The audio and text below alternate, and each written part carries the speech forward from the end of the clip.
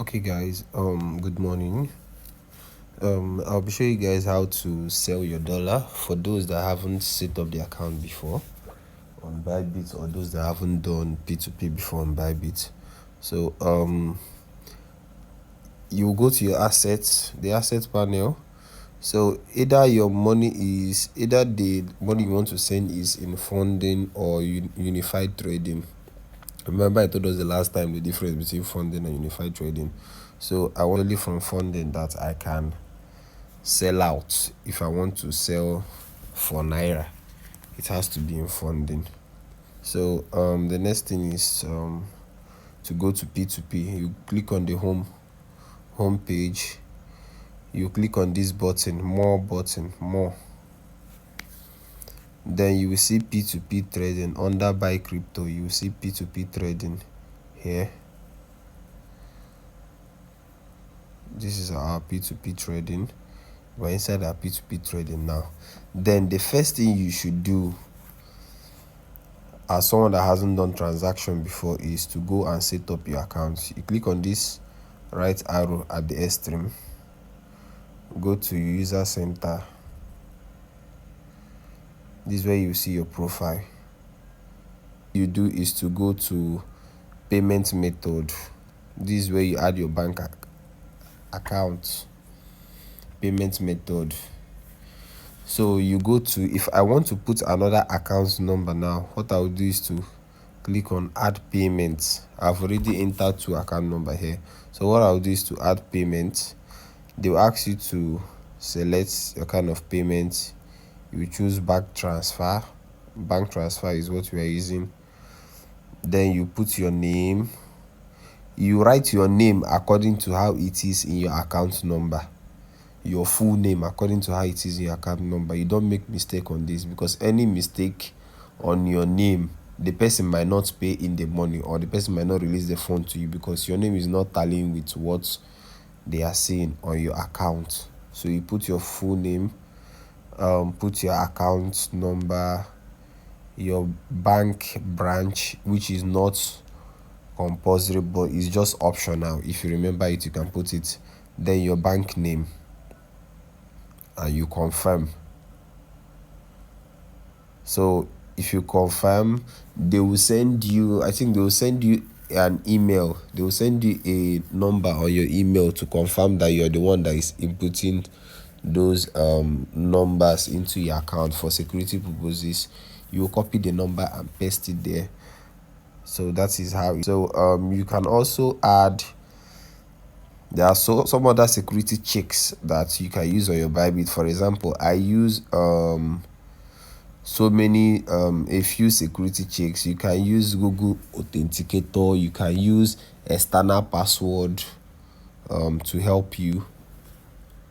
So there are so many other security things you can use, but this payment method is the first and the most important thing you will do before doing P2P. So let's assume we have set our thing. Then the button by the side of it up there too is to show you if you have any pending transactions.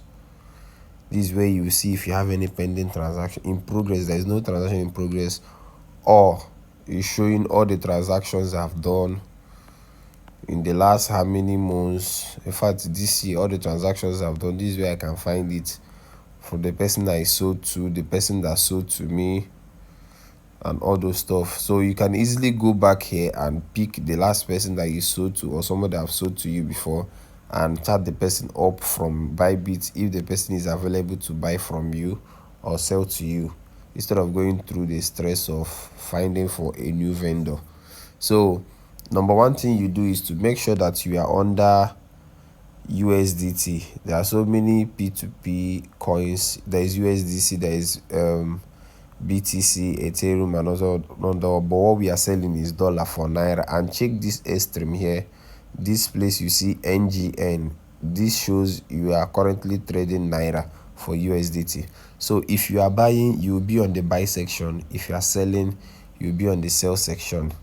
So I'll be on the sell section, but both of them are the same thing, the same process. So what's the first thing we do?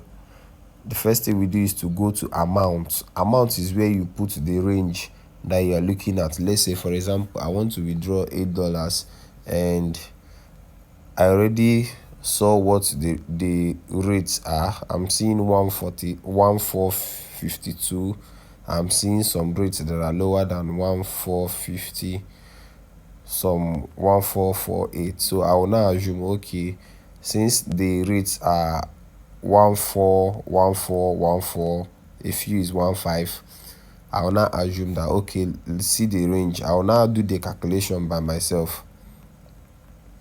I'll do the calculation by myself. Okay, I'm having 14 as a range times the $8 that I want to withdraw. That should be giving me 11,200, right? So I will now come to the range and now put 11,200. This amount is where you select the range. That's the minimum range that you want to buy. It can go higher than it, but it cannot go lower than it. So the range is 11,200. I click on confirm.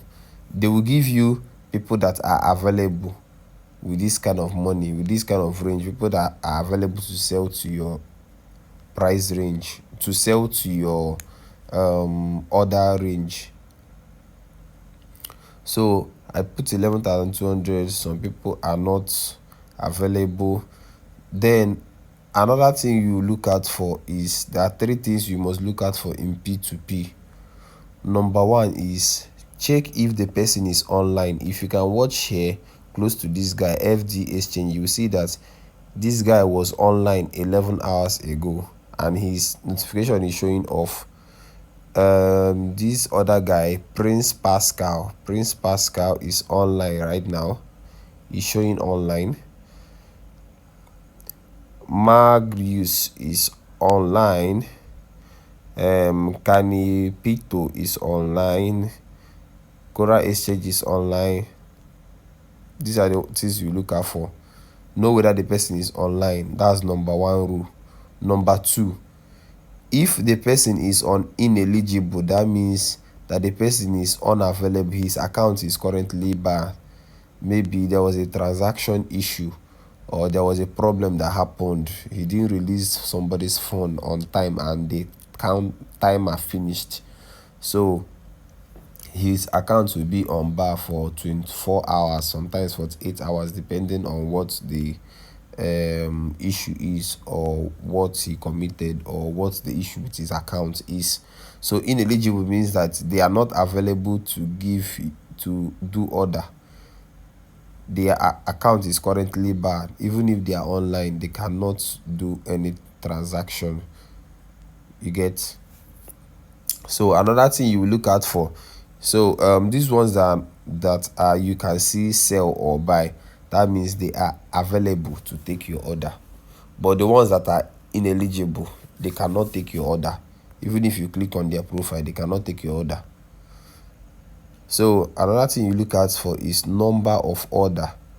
If you look at this first guy, FD Exchange, this guy has 209 orders.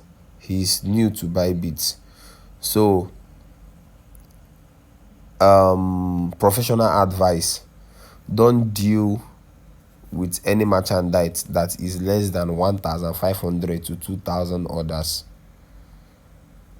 because of the issue rising of scammers and EFCs, government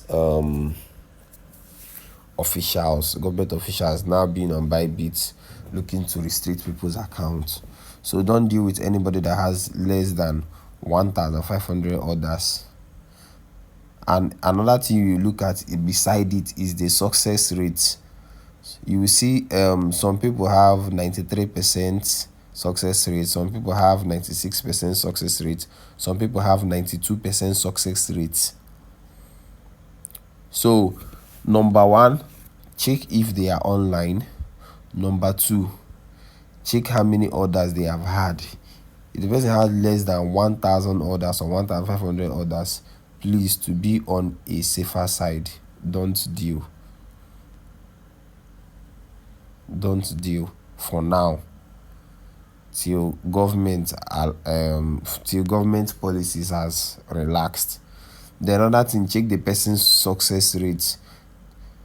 This second guy, Prince Pascal, has 1,622 orders and 96% success rate. You can deal, you can go ahead and work with him, but his account is ineligible, so you can't. You move over to the next person available. Some people always have greed of looking at the price. They are more interested on who is giving them 1.5, 1.6, but forgetting to check the red flags that Bybit is showing you. Then also there are some merchandise that are verified. We call them verified merchandise. Their account is verified. I like dealing with verified merchandise, though their own rates are always lower. For example, others are selling 1,430. Merchandise will be selling to you 1,380 or 1,400. That's what merchandise does. They sell a bit lower. They sell lower than the normal people, but their transaction is always safe and fast. In fact, they're almost online every time, and their transaction is always safe and fast. So, but I like dealing with merchandise. I'm not really looking at who is giving me the higher money. I'm just trying to be on the safe side.